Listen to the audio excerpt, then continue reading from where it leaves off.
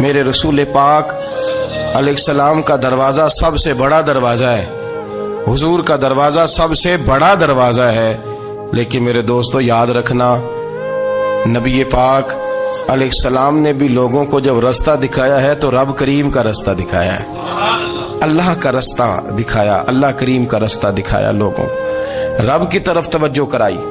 میرے رسول کریم سید عالم صلی اللہ تعالی علیہ وسلم نے لوگوں کی اللہ کی جانب توجہ کرائی اور لوگوں سے یہ کہا کہ وہ اپنے رب کریم کی جانب اپنا ذہن رکھیں، اپنی توجہ اپنے اللہ کی جانب مبذول کریں۔ میری بات کو اچھے طریقے سے سمجھیے گا، علم اللہ تبارک و تعالی عطا کرتا ہے تو اسے اللہ کی عطا ہی سمجھنا چاہیے۔ کچھ لوگوں کے پاس علم ہوتا ہے پر علم نافع نہیں ہوتا، وہ ٹامک ٹونجا مارتے رہتے ہیں ساری زندگی۔ علم کو اللہ کی عطا سمجھیں، اپنی عقل پر اپنے شعور پر زیادہ بھروسہ نہ سمجھیں، نظر اللہ پہ رکھیں۔ حضرت مولا علی شیر خدا کرم اللہ تعالی وجہہ الکریم سے کسی نے پوچھا تھا بڑا عالم کون ہوتا ہے؟ ہمارے ہاں تو اب وہ والے عالم پائے جاتے ہیں نا، اللہ ماشاءاللہ، جو ممبر پہ بیٹھتے ہیں تو دعوے ہی دعوے ہیں، ممبر پہ بیٹھتے ہیں تو دعوے ہی دعوے ہیں، اس طرح کے عالم ہمارے ہاں پائے جاتے ہیں، وہ ہر بات میں دعویٰ کرتے ہیں، میں یہ کر دوں گا، میں وہ کر دوں گا۔ یہ مزاج علماء کا نہیں۔ حضرت علی المرتضیٰ سے کسی نے پوچھا بڑا عالم کون ہوتا ہے؟ فرمایا بڑا عالم وہ ہوتا ہے کہ جسے مسئلے کا پتہ نہ ہو تو وہ کہہ دے مجھے نہیں پتا، میں پتہ کر کے بتاؤں گا، غلط بات بیان نہ کرے۔ امام مالک سے کسی نے کوئی مسئلہ پوچھا تو آپ فرمانے لگے مجھے اس سوال کا جواب نہیں آتا، ہمارے بزرگ سمجھاتے کیا ہے؟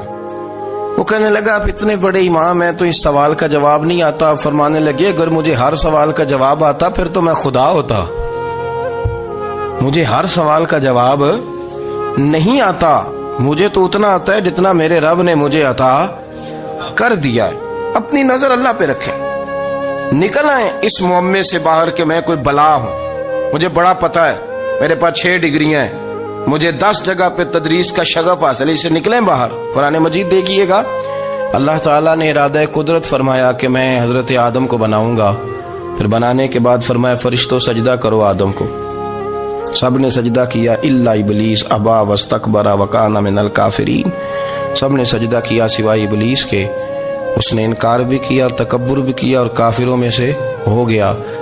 تو یہ جب اللہ تعالیٰ نے سجدہ کرایا تو کیسے کرایا؟ اللہ تبارک و تعالیٰ نے نا حضرت آدم کو علم سکھایا خود، وعلم آدم الاسماء کلہا، خود اللہ فرماتے ہیں کہ میں نے جناب آدم علیہ السلام کو تمام اشیاء کے نام سکھائے، سب اشیاء کے نام سکھائے۔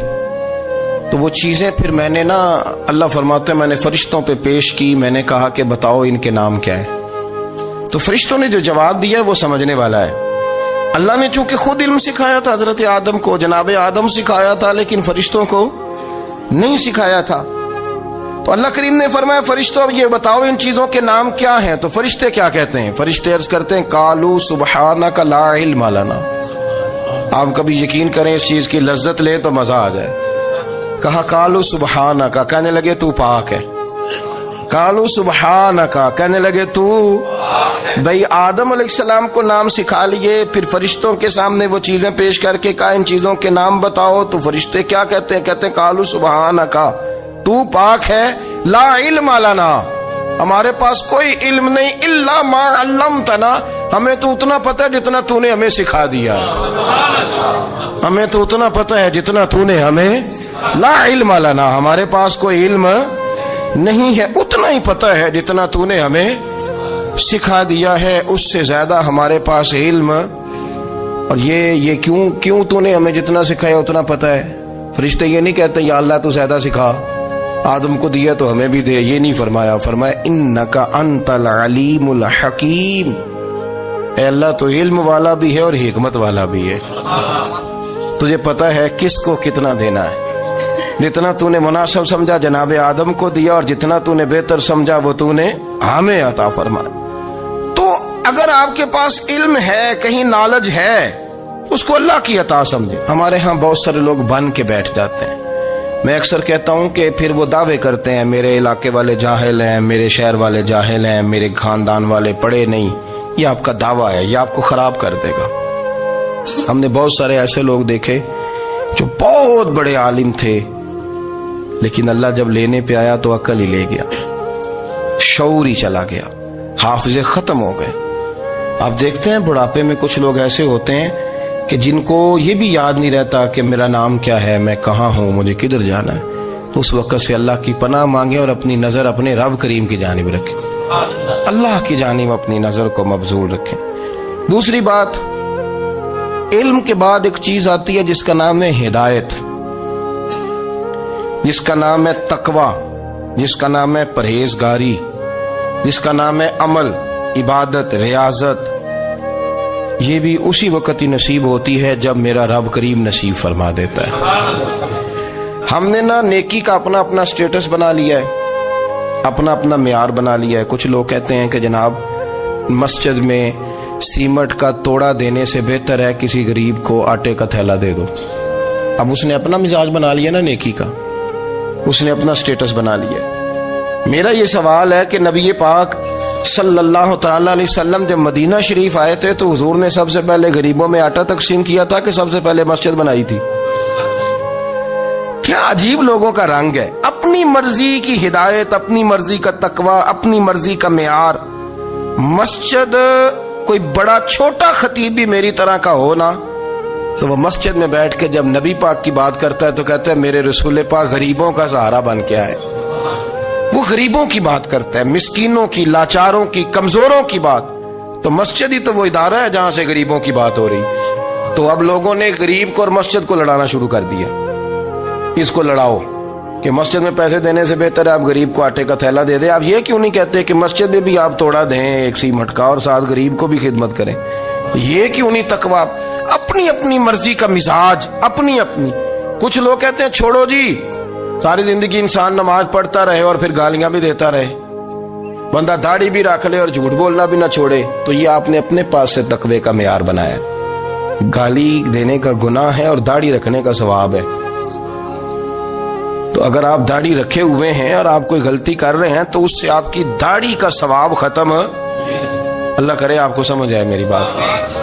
آپ کوئی غلطی کر رہے ہیں، داڑھی کا ثواب اس سے ختم، وہ اپنی جگہ پہ قائم ہے چیز۔ اپنی مرضی کا کیوں تقوی کا معیار بناتے ہیں؟ تقوی کا مزاج اپنی مرضی کا نہ بناؤ، اللہ کی بارگاہ سے دعا مانگو کہ یا اللہ ہمیں ہدایت کا نور عطا فرما، اللہ تو ہمیں رستہ دکھا، تو بتا کہ ہدایت کیا ہے۔ تو رب فرماتا ہے اللہ ولی الذین آمنوا، اللہ مومنوں کا مددگار ہے، یخرجہم من الظلمات الی النور، وہ انہیں اندھیروں سے نکالتا ہے اور نور کی طرف روشنی عطا فرماتا ہے۔ اندھیروں سے نور کی طرف اللہ لاتا ہے۔ اللہ ولی، اللہ مومنوں کا ولی ہے، وہ انہیں اندھیروں سے نور کی طرف نکالتا ہے۔ ہدایت ہمیشہ اللہ کی طرف سے سمجھے۔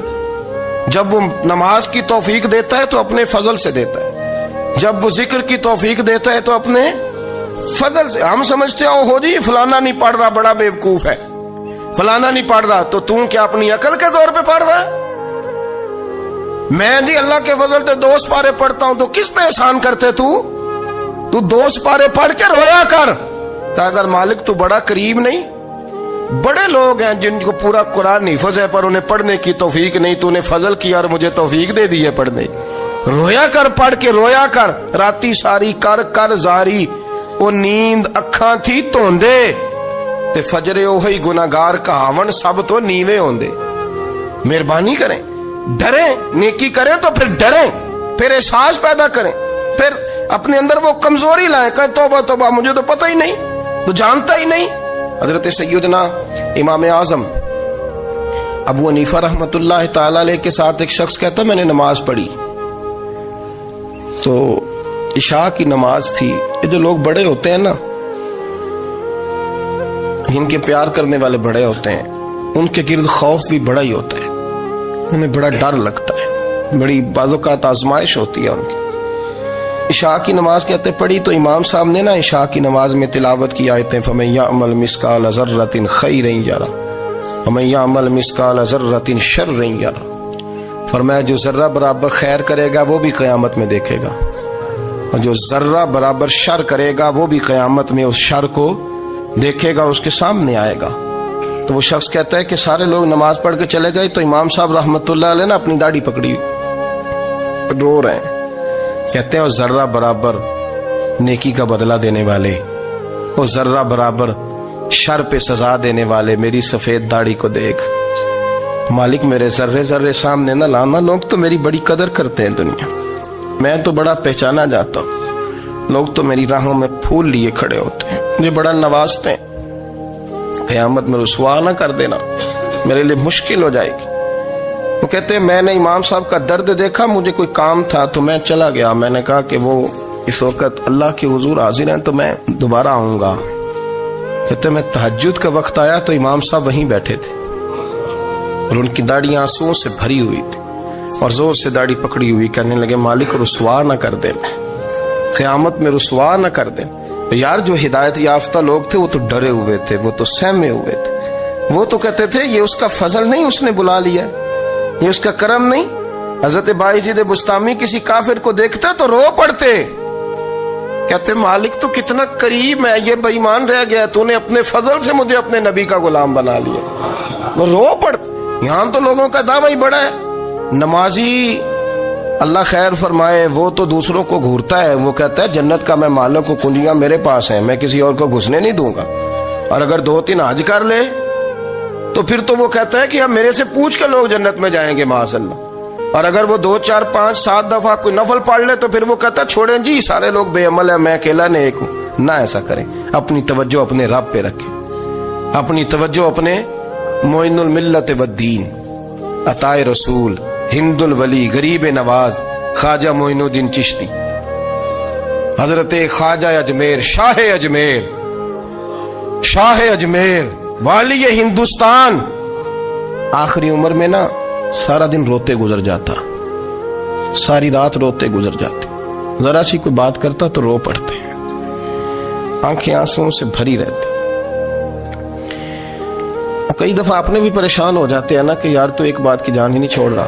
تو خواجہ قطب الدین صاحب بختیار کاکی سے لوگوں نے کہا کہ آپ مرشد سے بات کریں، اتنا بھی تو نہیں نہ رونا چاہیے، ہر وقت اس کے آنسو کی کریے. عاشق دا کام ہی رونا تونا تے بنا رویوں نہیں منظوری. یہ عاشق سدا ہی روندا رہندا ہے، پاویں وصل ہوئے تے پاویں دوری. ہر وقت رونے کا کیا مطلب ہے؟ تو خواجہ قطب صاحب کہتے ہیں میں قریب گیا تو میں نے پیر دبائے، میں نے کہا سونیا لوگ تو کچھ بھی نہیں کرتے، تو نے تو کمال کر دیا، 90 لاکھ آدمی مسلمان کر دیا، دنیا کچھ نہیں کرتی، تو نے 50 سال ساری رات مصلے پہ بیٹھ کے رب راضی کیا. تو شہزادہ تھا، حضور کی اولاد تھا، لیکن معین الدین تیرا ایک پلاٹ بھی نہیں، تو نے طالب علم پالے، انہیں غریبوں کو دیا، انہیں نوازا، کوئی شے نہیں تیرے پاس، ہر چیز تو نے، ساری رات روتے ہو، سارا دن روتے ہو.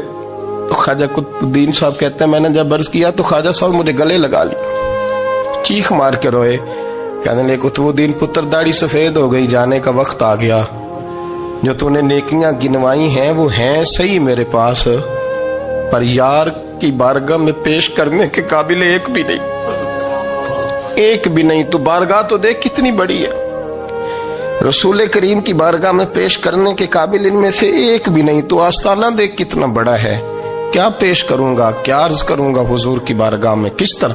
وہ یار جو بڑے تھے وہ تو ڈرے ہوئے تھے، سہمے ہوئے تھے، وہ تو بڑی آزمائش میں تھے، لیکن میرا اور آپ کا رٹا 2 نمازیں پڑھ کے 6 نمازوں کا دعویٰ کرنا اور لمبی چوڑی کہانیاں بنانا اور اپنے منہ سے اپنی تعریفیں کرنا، اس سے تھوڑا باہر آئیں. رزق بھی میرا اللہ ہی دیتا ہے، علم بھی اللہ دیتا ہے، رزق بھی. بڑے بڑے فقیروں کو مالدار ہوتے دیکھا، بڑے بڑے مالداروں کو فقیر ہوتے دیکھا، بڑے بڑے. میرے ایک بڑا سخی قسم کا سجن ہے، بڑا پیارا ہے، میں اسے سخی مانتا ہوں. میں نے اپنی پریشانیوں کے دنوں میں بھی اس شخص کو سخی دیکھا. ایک دن رات کو مجھے ٹیلی فون کر کے کہنے لگا کدھر ہو؟ میں نے کہا میں گھر ہوں. نہیں اکثر سفر میں ہوتے ہو نا؟ میں نے کہا طبیعت کیسی ہے؟ ٹھیک ہے، بس حال چال پوچھنا تھا. میں نے سمجھائی، میں نے کہا یار یہ کوئی مسئلہ ہے، ورنہ رات کے 2 بجے کوئی حال پوچھنے کو فون تو نہیں نہ کرتا. کوئی مطلب ایسا تو مسئلہ نہیں نا. تو میں نے بیک کال کی, میں نے کہا یار میری بات سن, مسئلہ کیا؟ کہ نہیں کچھ نہیں دل کر رہا تھا. میں نے کہا میری گل سن, رہے ہیں اسی 4-5 سال کٹھے, میں تین جاننا, اصل بات کر. کہنے لگا مکان بھی بڑا ہے, سارا کچھ ٹھیک ہے, پر وہ بڑا ہی بے نیاز ہے. کچھ حالات اس قسم کے آ گئے ہیں کہ لوگوں کو بتاؤں بھی تو لوگ ماننے کو تیار نہیں. زیادہ نہیں, مجھے نا تھوڑے سے پیسوں کی ضرورت ہے, کوئی 15-20 ہزار اگر مل جائیں, میری ضرورت. آپ یقین کریں میں روتا رہا ساری رات. میں نے کہا مہربانہ تیرا کس طرح کرانگے, اس سے لے کے زمانہ استعمال کرتا تھا, پر بے پرواہی ویخ نہ سجڑ دی, جتھے کسے دی پیش نہ جاوے انہیں تاجاں والے در در رولے تے منگتے ہیں تخت بٹھاوے. سجنا کسے نو کارا مل دئی, کوئی کعبے خالی آوے. واللہ خیر الرازقین, وہ کہتے تو دائیں بائیں نہ جا, رزق تو تجھے میں دوں گا, میں ہوں بہتر رزق دینے والا. بڑے بڑے بادشاہ, بڑے بڑے شہنشاہ, بڑے بڑے لوگ, ہاتھوں میں کاسے, فقیریاں. ام ربیہ کہا کرتی تھیں, بڑی نیک اور صالح خاتون تھیں. وہ کہتی ہیں کہ میں نا بڑے امیر آدمی کی بیوی تھی, اپنے شوہر کے ساتھ چھت پہ بیٹھی تھی تو نیچے فقیر مانگنے والا آیا. اس نے بڑے درد سے صدا کی تو میں نے اپنے شوہر سے کہا کچھ دے دیں. کہا دفع کر, ان لوگوں نے دھندا بنایا ہوا ہے. کہتی میں میکے سے بھی بڑا مال لے کے آئی تھی, میرے ماں باپ بڑے امیر تھے, تو میں نے نا چوری اپنے خامہ سے نظر بچا کے باتھ روم جانے کے بہانے گئی اور نیچے جا کے 5 دینار میں نے اس فقیر کی ہتھیلی پہ رکھے. کہتے اس نے 5 دینار دیکھے, پھر میری طرف دیکھا تو میں نے اس کی آنکھوں میں آنسو چمکتے دیکھے. کہنے لگے بی بی رب تیرا بھلا کرے, میں 3 دنوں کا بھوکا ہوں. کہ وہ چلا گیا. میں گھر آ گئی, جب باہر آئی تو میرا شوہر کہنے لگا تو اتنی اب اتنی تو تیز ہو گئی ہے اور تو اتنی خود مختار ہو گیا, میرے بغیر پوچھے مال خرچ کرے گی, جا تجھے 3 طلاقیں. کہتی میں بالدار اور وزادار باپ کی بیٹی تھی, طلاق لے کے گھر آئی تو میرا باپ ٹوٹ گیا, چارپائی پہ چلا گیا. اوہو یہ کیا بن گیا. کہتی بڑی تکلیف رہی. 1-2 سال کے بعد میرے ابا نے میری شادی کر دی. اب جس شوہر کے پاس گئی وہ بڑا نیک تھا, پرہیزگار تھا, اللہ نے بہترین صلہ دیا. کتنی چھت پہ بیٹھی تھی, دروازے پہ فقیر آیا, میں نے شوہر سے کہا کچھ دے دوں. کہنے لگا 5 نہ دینا, 15 دینا, 20 دینا, میں فقیر ہوں, میں نے فقر سے دولت دیکھی ہے, اسے خالی نہ لوٹانا. کہتی ہے کہ میں نیچے گئی اور جب میں نے اس کی طرف دینار بڑھائے تو میری چیخ نکلی, پیسے پھینک کے میں بے ہوش ہو کے گری. میرا شوہر نے آ کے اٹھایا, اندر لے گیا, پانی منہ پہ چھڑکا. کہنے لگا تجھے کیا ہوا؟ کہنے لگے یہ جو مانگنے آیا یہ میرا پہلا شوہر تھا, وہی تھا جو کہتا تھا کہ تو 5 دینار دے آئیے, جا تجھے 3 طلاقیں. پڑھو نا حدیث پاک.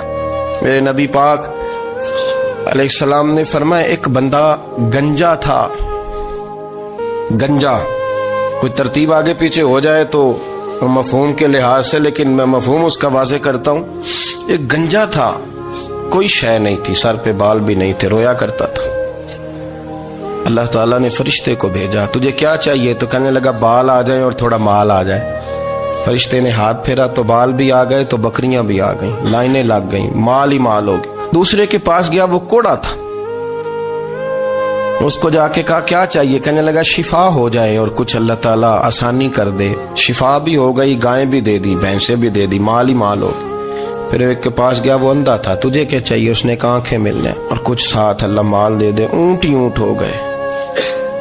جب بڑا نواز دیا تو پھر مالک نے امتحان لینے کا ارادہ کیا.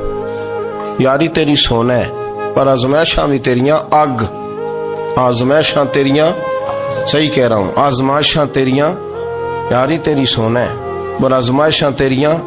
اے سونا پرکھیا جامدائی, پہلو نہ لگاں دے لگ. اللہ نے فرمایا آزمائش کرو. سب سے پہلے گنجے کے پاس آئے, اسے کہا اللہ کے رستے میں کچھ دیکھنے لگا, میرے خرچے ہی بڑے, دیکھو تو صحیح کتنی مشکل میں وقت گزارتا ہوں, حال ہی کوئی نہیں. تو اس نے کہا میں نے تو سنا ہے تو گنجا اور بھوکا ننگا تھا. کہنے لگا میں تو جدی پشتی رئیس اعظم ہوں, تجھے کس پاگل نے کہا ہے بھاگ جا؟ اس نے کہا اچھا جیسے تو تھا ویسے ہی ہو جائے. کھیت کھلیان اجڑ گئے, پھر سے گنجا ہو گیا. حضور علیہ السلام فرمانے لگے, پھر وہ اس کے پاس گیا جو کوڑا تھا, اسے کہا کچھ دے. کہنے لگا خرچے ہی بڑے. اب پوچھ لیں کسی امیر آدمی سے، کہے گا چکی کے نیچے ہاتھ ہے میرا، میرے سے زیادہ تو پریشان بندہ ہی کوئی نہیں، کیا بتاؤں آپ کو، اتنا ٹیکس ہے، اتنا جرمانہ ہے، فلانی شے، بڑا کچھ گنواتے ہیں لوگ۔ اس نے کہا میں نے تو سنا تو پہلے کوڑا تھا۔ اس نے کہا اچھا دوڑ جا، میں تو رئیس اعظم ہوں، دادا بھی پردادا بھی اور ساری نسل ہی۔ اس نے کہا اچھا جیسے تو تھا ویسے ہی ہو جائے۔ پھر وہ گیا اندھے کے پاس اور جا کے کہا اللہ کے نام پہ کچھ دے۔ تو وہ کہنے لگا رب کے نام پہ؟ یہ کھڑے ہیں اونٹ، جتنے تیرے دل کرے لے دا۔ اس نے کہا کیا معنی اس بات کا؟ کہنے لگا یار تجھے کیا بتاؤں، میں تو اندھا تھا، میں نے تو کبھی دنیا دیکھی نہیں تھی، پھر اس کریم نے فضل کیا تو مجھے بڑا کچھ دکھایا، میں کیا بتاؤں، میرا دل کر رہا ہے کہہ دوں کہ پھر اس نے کعبہ دکھایا، پھر اس نے روضہ رسول دکھایا، پھر اس نے ریاض الجنہ کے سجدے دکھائے، پھر اس نے اپنے محبوب کے دروازے کی رونقیں دکھائیں، اس نے بڑا کچھ دیا، اس نے بڑا نوازا۔ میرے پاس تو شاید میں بدکار پرانا خادم، کسے در ملی نہ ٹوئی، واصف یار نے نظر جو کی تھی پھر واصف ہی ہوئی، یہ تو اس کا کرم ہوا۔ تو یہ وہ کہنے لگا تو اللہ کے نام پہ جان مانگ، میں وہ بھی دینے کو تیار، میرے پاس تو شے کوئی نہیں تھی، مجھے تو اپنا پتہ ہے، میں تو کوئی شے نہیں تھا، کچھ نہیں تھا میرے پاس، یہ تو ان کا کرم ہے کہ رخ ان کا ادھر ہے، اور مختصر سی میری کہانی ہے، یہ جو بھی ہے ان کی مہربانی ہے۔ تو وہ کہنے لگا میں بھی کچھ لینے نہیں آیا تھا، تیری آزمائش ہی کرنے آیا تھا، تیری عزتیں بھی سلامت رہیں گی، تیرا مال بھی سلامت رہے گا، تیری شفا بھی۔ اپنی زندگی میں کبھی بھی اللہ کی بارگاہ سے توجہ ادھر ادھر نہ کریں، چھوڑیں لوگ کیا کر رہے ہیں، دنیا کیا کہہ رہی، کبھی بھی اپنی توجہ دائیں۔ ہمارا یہ مسئلہ بن گیا کہ ہماری سیاست ہے، ہماری دنیا داری ہے، ہم بندوں کو راضی کرنا چاہتے ہیں، ہم دیکھتے ہیں کون کس طرح، اور آپ یقین کریں آپ تھک جائیں گے، بندے راضی نہیں ہوں گے، وہ نہیں راضی ہوتے، آپ ان کو منا کے لائیں گے تو ادھر والے نکل جائیں گے، ادھر کو منائیں گے تو ادھر والے نکل جائیں گے۔ اس چکر سے باہر آئیں، اس رب کو راضی کریں جو فرماتا ہے ان الذین آمنوا وعملوا الصالحات سیجعل لهم الرحمن ودا۔ فرمایا تو ایمان لانے کے بعد نیک عمل کر، میں لوگوں کے دلوں میں تیری محبت پیدا کر دوں گا، رحمان لوگوں کے دلوں میں محبت ڈال دے گا، اللہ لوگوں کے دلوں میں۔ اپنی نظر ہمیشہ اپنے رب پہ رکھیں، اتنی لمبی چوڑی دنیا داروں سے امیدیں نہ وابستہ کریں۔ میں نے دیکھا ہے لوگ کاسا لیسی کرتے ہیں، کبھی اس کے دروازے پہ کبھی اس کے دروازے پہ، ان چکروں سے باہر آئیں اور اپنے رب کی بارگاہ کی طرف توجہ کریں، استغفار شوق سے پڑھا کریں، اور اکیلے میں نا، اکیلے میں حضرت رئیس المتکلمین مولانا نقی علی خان صاحب رحمۃ اللہ نے لکھا ہے کہ فرعون 500 سال حکومت کر گیا، یہاں تو 5 سال کی حکومت کی پیر لڑکھڑاتے ہیں، 500 سال۔